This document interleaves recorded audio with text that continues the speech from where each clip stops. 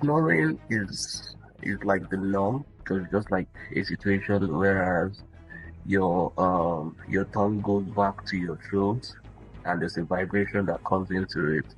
So people don't get that vibration to be that intense. So that's why you might not even hear the loudness of them snoring. So snoring is just like the sound. However, there's something they call obstructive sleep apnea, which literally means that somebody that there's an obstruction while you are sleeping. There's an obstruction, and that has caused cessation of oxygen from the lungs to the brain, and that person can actually die. So basically, snoring itself can be influenced by or can be triggered by a lot of factors.